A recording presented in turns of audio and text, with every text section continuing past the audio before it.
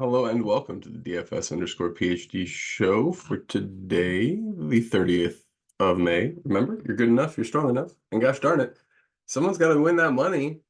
Might as well be us, and it's as true on pick six as it is anywhere else. This is $8 into $133 yesterday just by paying attention to where there's overlay and taking generally unders. I couldn't do it with McDavid just because he was going to obviously get there. And that's kind of the ratio. If you do one over for every two unders, then you're still going to have massive leverage and get the big pots. As always, though, this is sponsored by PredictionStrike. You can use promo code PhD to get your best deposit bonus offers. We got Jamario with a couple of early favorites in there today, and hopefully you can combine these ideas with some of the ideas from KPR. I think I saw his video. By tomorrow night. Okay, so we should have a video by sometime today from KPR, and I'll get another couple of moves for PredictionStrike from that. All right, so on to today for the big slate, 150 up top. I had to look at it.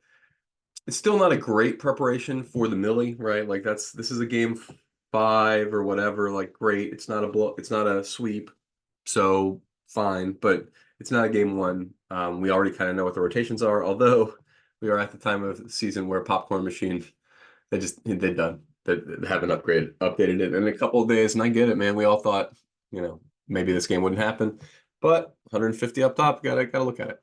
I am putting my rules back. I tried no rules on Monday just because, or on Tuesday because it hadn't been working for a while. That's just going to happen though, right? That's just negative variance.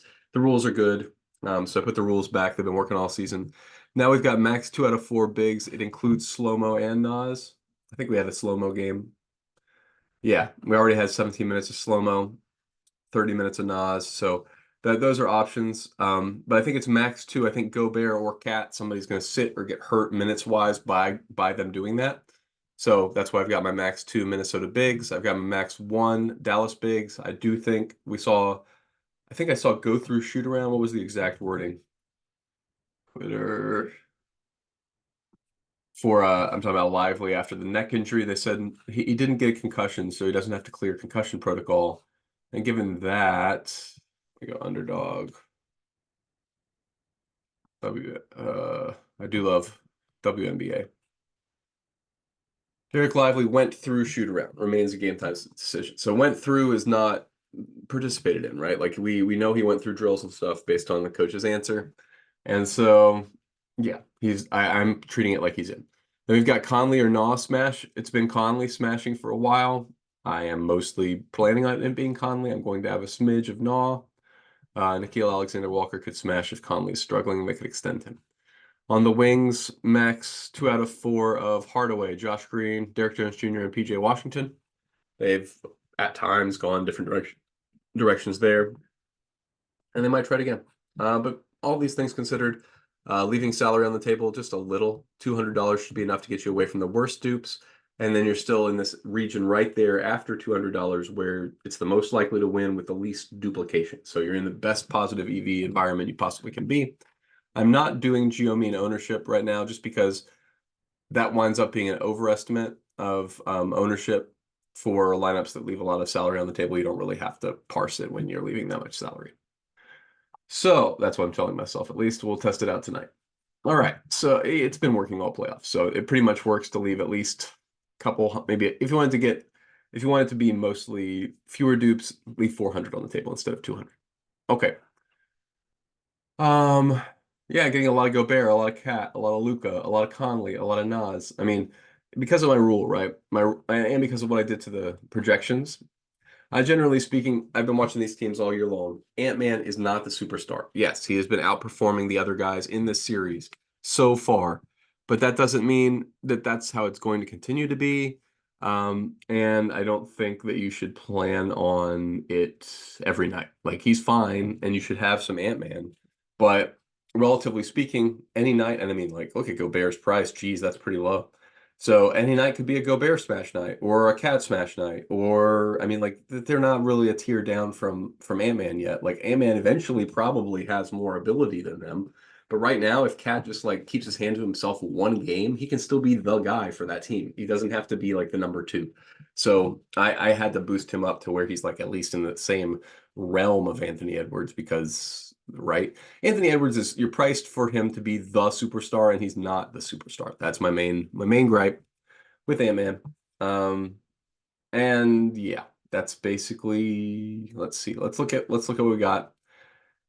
Leverage wise for non-captains, because you know what I'm going to do for captain. It's all the things the rules say to do. So I'm getting to less Kyrie than everybody because I think he has to hit shots. If he doesn't hit shots, he's going to kill you.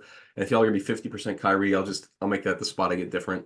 I still have some Kyrie captain even, right? So it's not just 15%. Oh, no Kyrie captain. Well, that's a little bold. He's overpriced.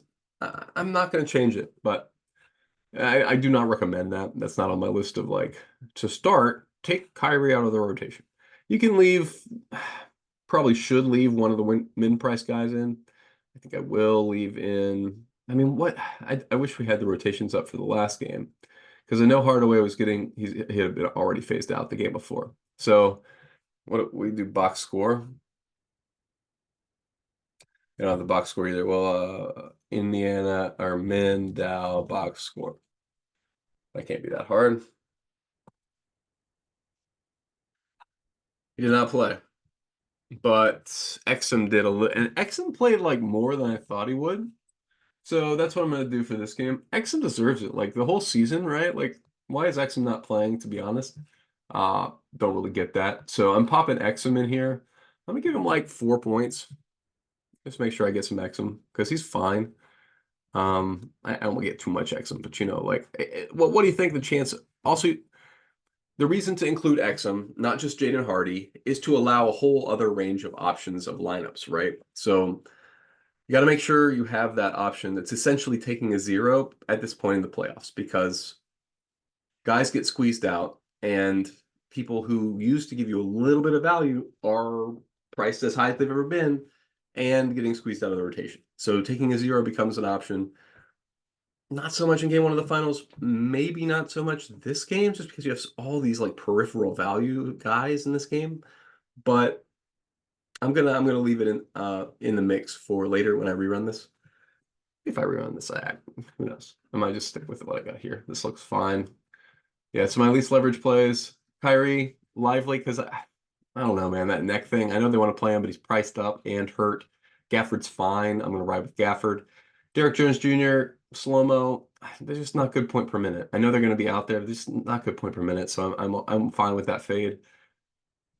Hardy, Ant-Man, Cat, those are light fades based on presumably that I have them in the captain some. I might not have enough. Okay, I have some Ant-Man. I was just making sure I have some Ant-Man in the captain. I'd be very worried not to have that. But yeah, I think this is pretty much like can't get to PJ based on how he's been playing and he's priced from the last series where he's smashing. Yeah, I think this all makes sense. So yeah, join us in the Discord for extensive pick six conversation. Look at Magic keeping track of the exact number of contests in the morning. This turns out to be important for tracking overlay later because they give you the overall percentage filled, including already full competitions. So to figure out the true overlay, you have to keep track of the number of competitions that were open at the beginning and end of the day. Anyway, it's fun. You should join us there. I'll leave the link. Ask me for the link on whatever platform you're in, and I'll give you the link. That's the easiest way to do it because I don't really know how to make it evergreen in any one platform. But for now, yeah, let's just say you're good enough, you're strong enough, and gosh darn it, someone's got to win that money. Might as well be us. One more big show, guys, for the Millie, and then that might be all the basketball for the year. But it's been great doing it. Enjoyed it, and yeah, one more time. Might as well be us. Let's leave millionaires, huh? Oh, and where's the end recording?